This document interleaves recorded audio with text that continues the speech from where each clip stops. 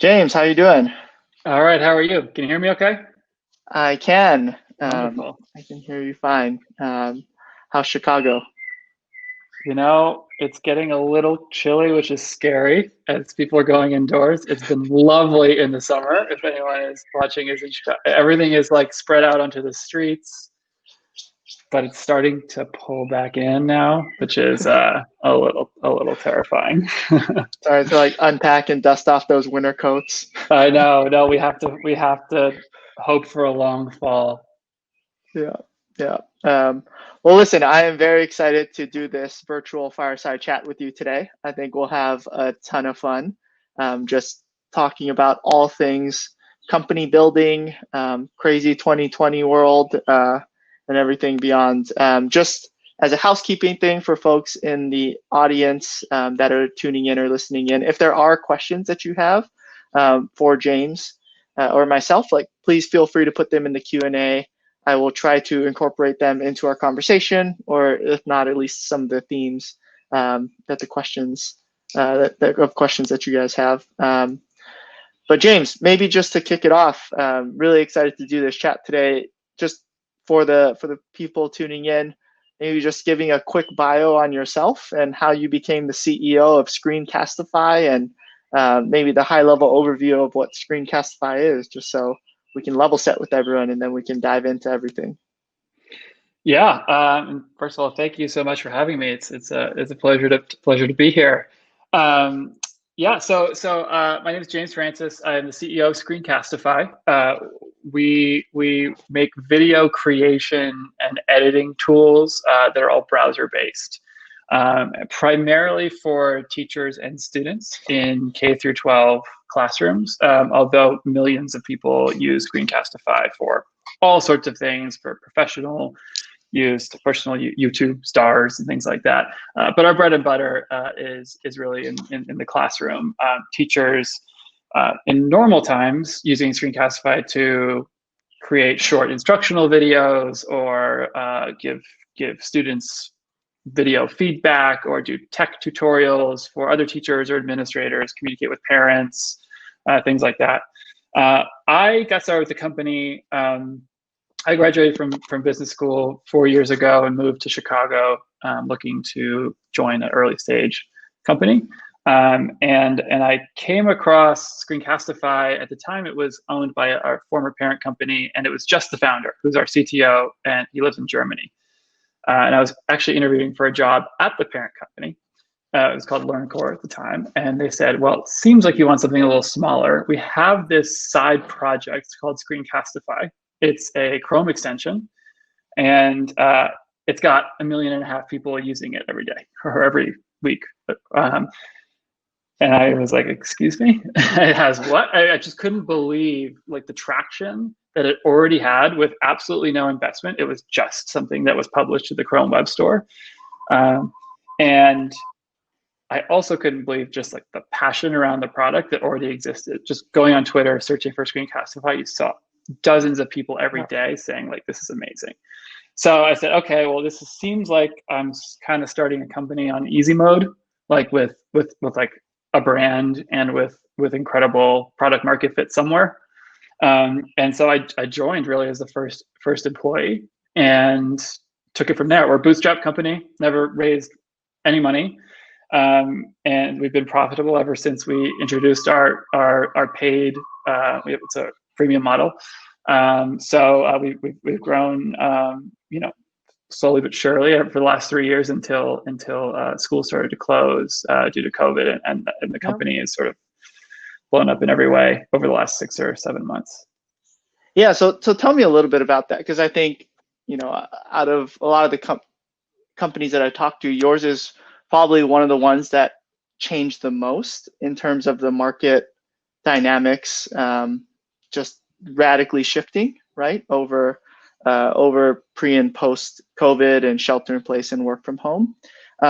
So tell me what those first, call it like month or so, really looked like. Like come March, things shut down. Like what what happened in the market to you, and how did that manifest itself in Screencastify? And then what did you as the CEO, like what went through your head and how did you make, what decisions were the first things to figure out, and walk me through that Yeah, time. that's a good question.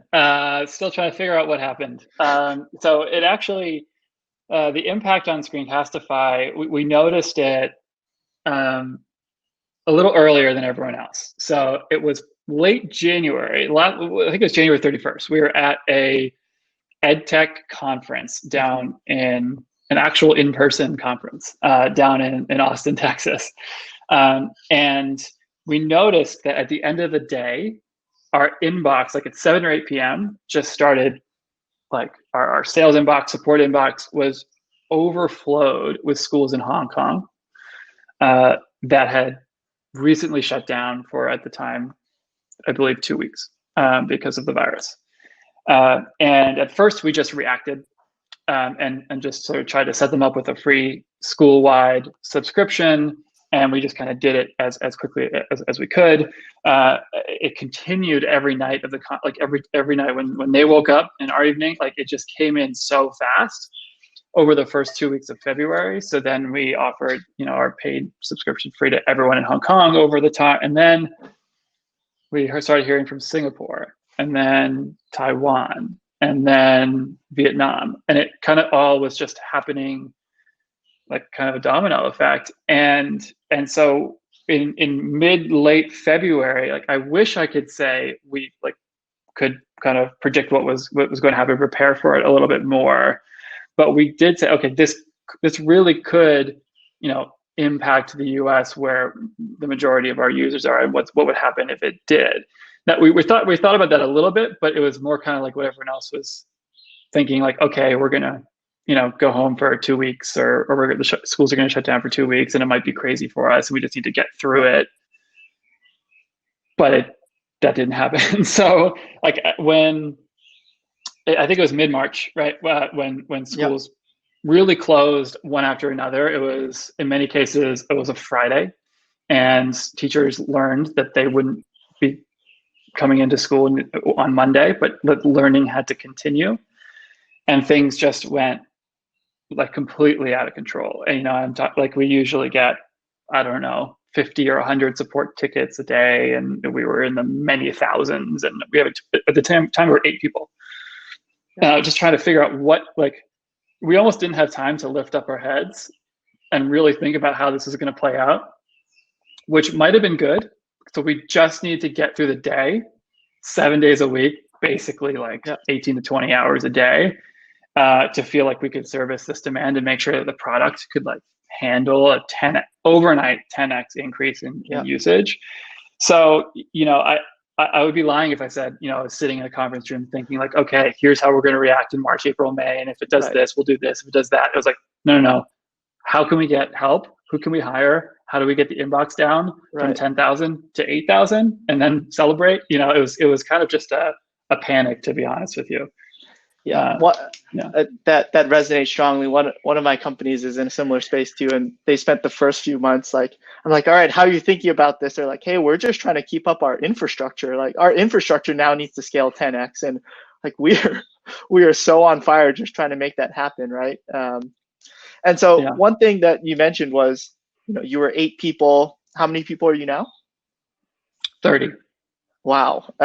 So you hired 22 people in a little more than half a year. What how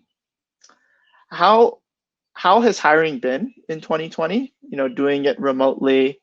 In what ways is it easier? In what ways did it make it harder? How has it been onboarding people remotely? What lessons and learnings can kind of the audience take away from your experiences? It has not been as challenging as I thought, to be honest with you. And I think that without exception, everyone that we've hired over the past 6 months has really worked out really well. I think we've found the right person for each role.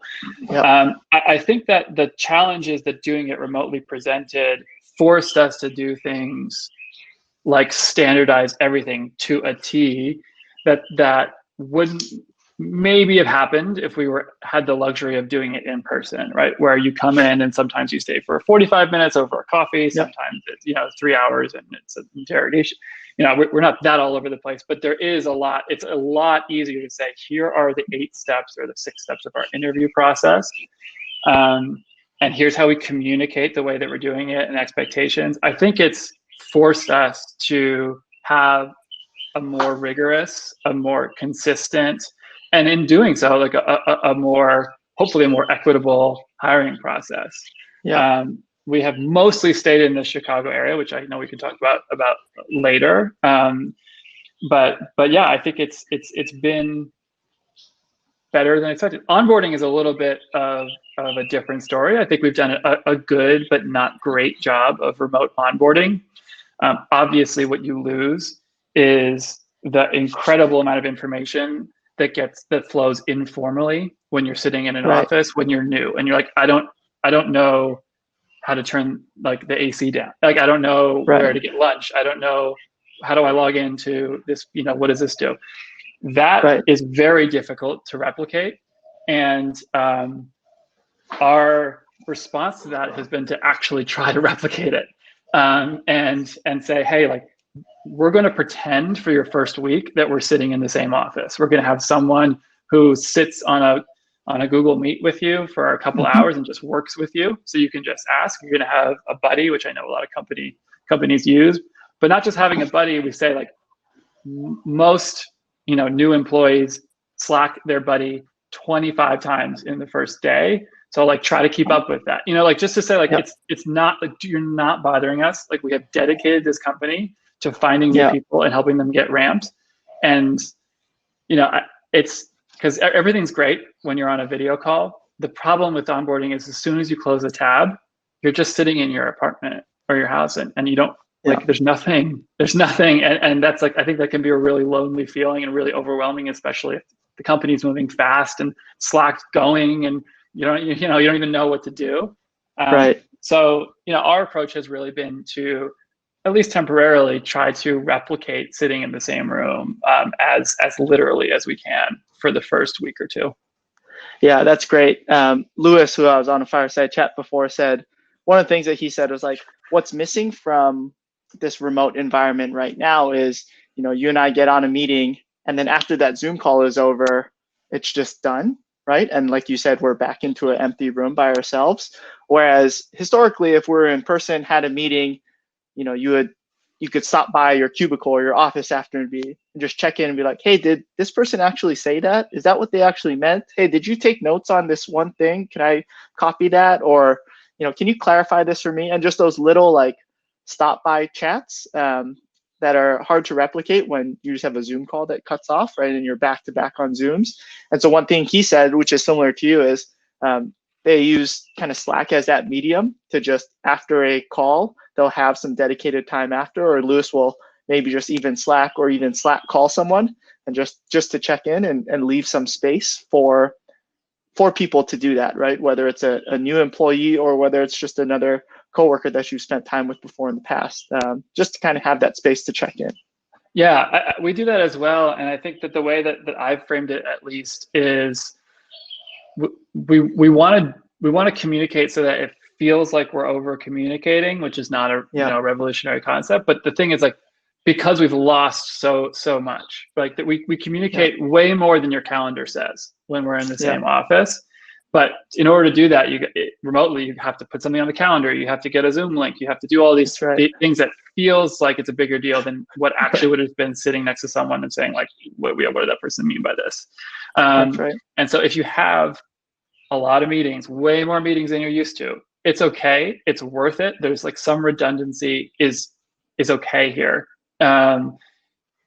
That's kind of just what comes with the territory. At least for a company that, like ours, it wasn't really set up to be remote. It had to do it so quickly, right? Like, our DNA is not necessarily remote. Yeah, and did that kind of on that point, when come March, when everyone was forced to go under lockdown and go into a remote environment, how did you come to that evolution, right, of hey, this is how we replicate some of those things that we did in person in a remote setting. Was that you leading the charge? Did it happen organically, just as people discovered different ways to use Slack or different ways to use their email or whatnot, whatever ways they're communicating before?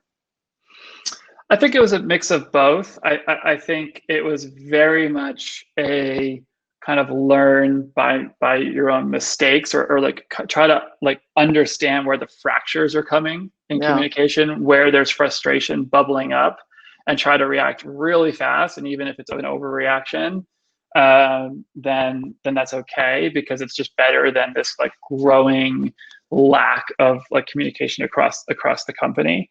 I think one example of that is one of the I'm not going to call it complaints, but one of the pieces of feedback when we went remote is like, we don't know now what's happening in the whole company. We don't know what's happening across departments, and it's not always easy or feasible to get everyone on a call every Monday, Wednesday, Friday, like we kind of used to gather around in the office.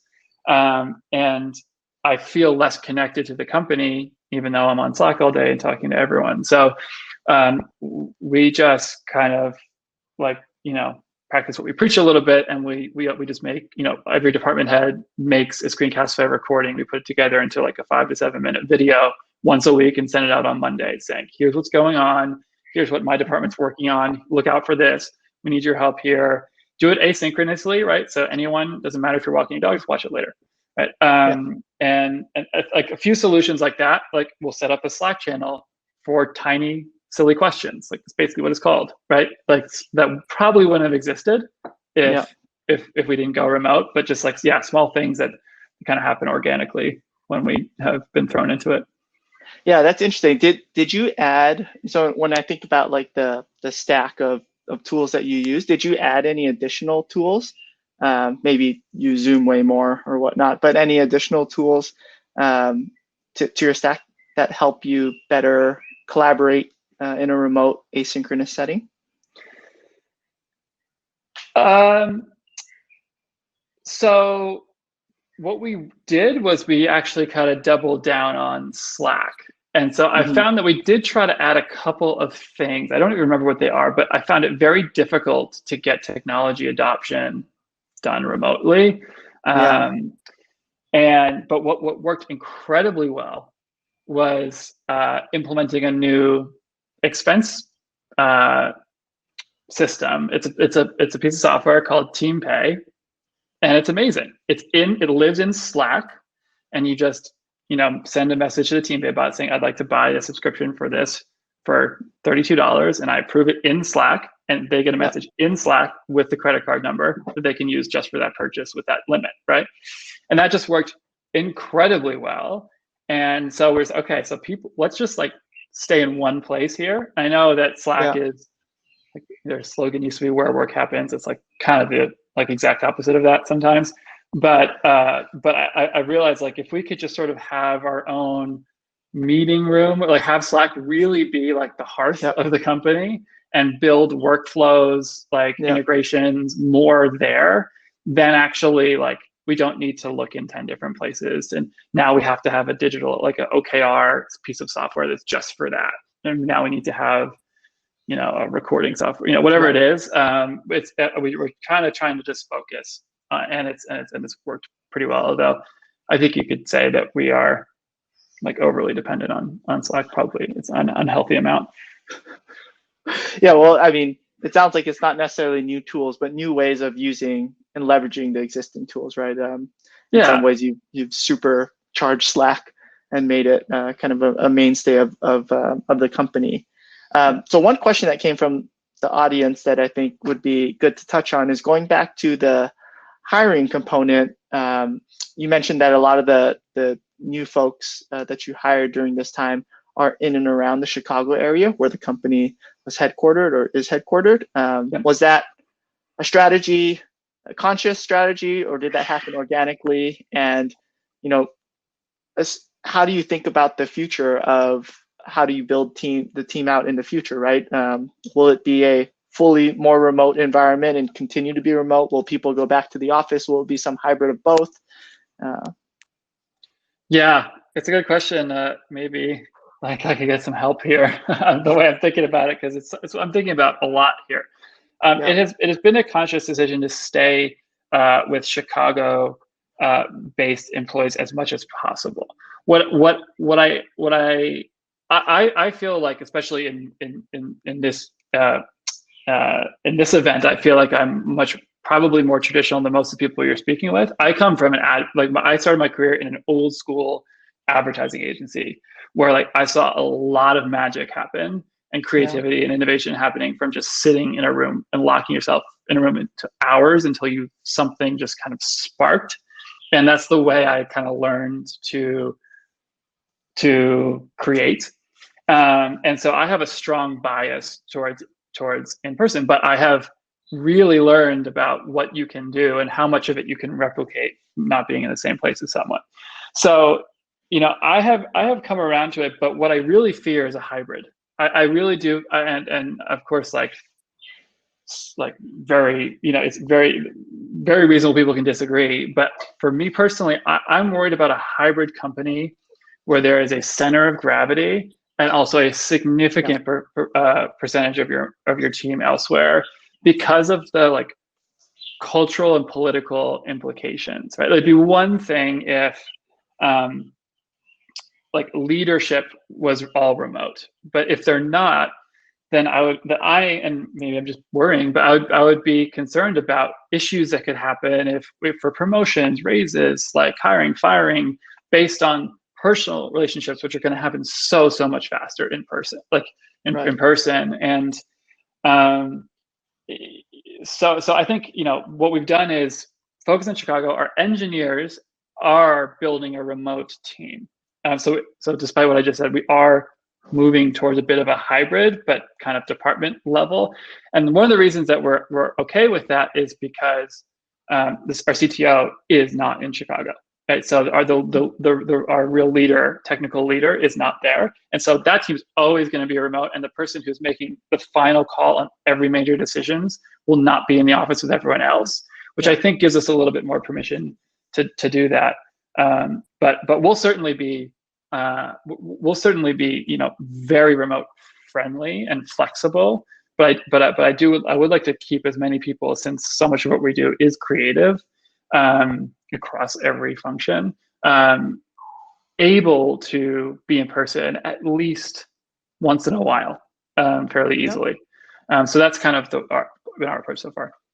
yeah. No, that makes sense. And I think it was I was listening to one of the talks earlier. I think it was the head of remote at GitLab who was saying like it's much easier to build it into the culture if you have from the executive level remote and distributed too, right? But if they're centralized, it makes it really hard to kind of have a hybrid, centralized, decentralized setup working. So I think how you're thinking about it makes a ton of sense. And it's, the way I think about it is like, it's really company specific, right? There's no one playbook that works for everybody. It's dependent on the people, it's dependent on what you're building, and dependent on the culture that that the company has and has been built over the last few years. Yeah, agree with that. And so one kind of switching gears, one question that I'm really interested to hear the CEO's perspective on is, did you just stop, like when March hit, or February and January for you, did you just stop planning 2020? Because like I'm sure your original year-end plan got thrown out the window pretty early on.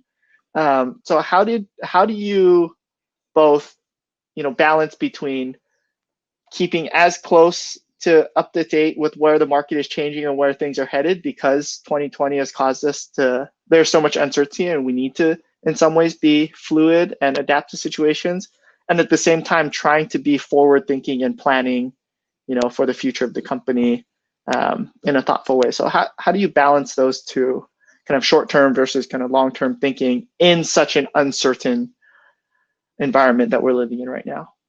Yeah. Yes. So to answer your first question, everything got thrown out immediately. Every metric, every goal for like 5 years from now got blown out of the water in Yeah, terms of like every KPI, within 90 days, basically before the summer. Um, And obviously it was a good thing. But it was challenging to not feel like we were then boiling the ocean or working at something that was so controlled by a macro like force of God that was completely moving our industry in a direction one way, and it could be changed the other way in 2 weeks, or it could be 5 years. And whatever we were doing was just damage control. And like, there isn't, we had it pretty well where our marketing team was focused on signups and conversions, and our sales team knew exactly what their quota should be based on the quarter and what their emotions and activities should be. That was gone.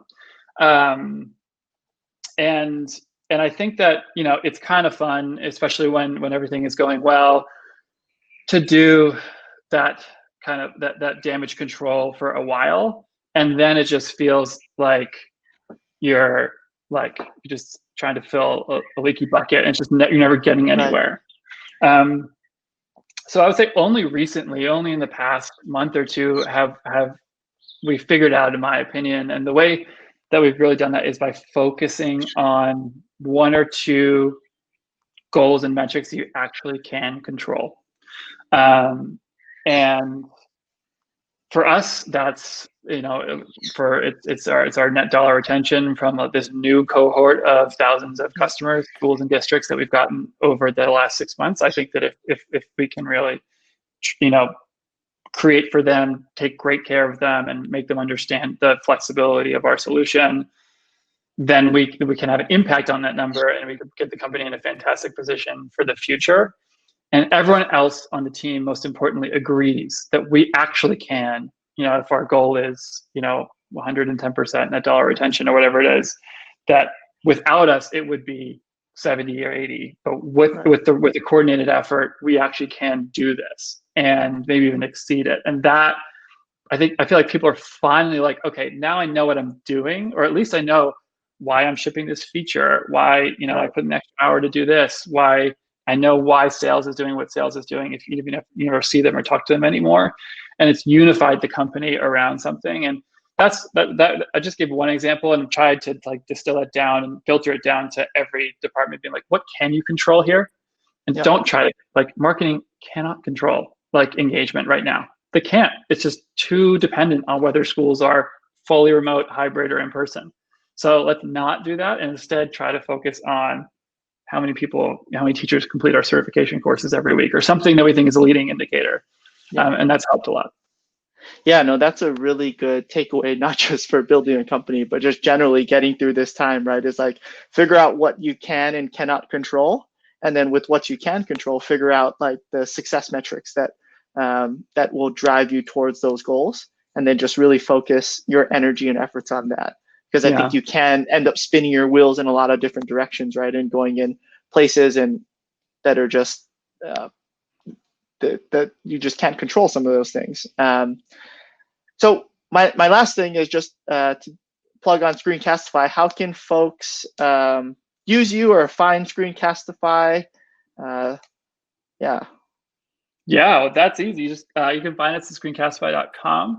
Again, as I mentioned, we're mostly using the classroom, but we build our products fairly agnostically. So, if you feel like you're writing really, really long emails, or you're having multiple Zoom calls about the same message, we have a super simple solution to make very, very quick videos and share them with the right audience with our integrations. If you're a Google user, G Suite user, that's what we've built off of. We're really kind of a Chromebook tool and a G Suite tool really integrated with their system. So if you want to make more asynchronous videos, look no further than Screencastify. Awesome. Well, James, thank you for the time today. I hope Chicago stays nice fall weather for a little bit longer. But thanks for everyone for tuning in. Yeah, it was my pleasure. All right. Take care. Bye.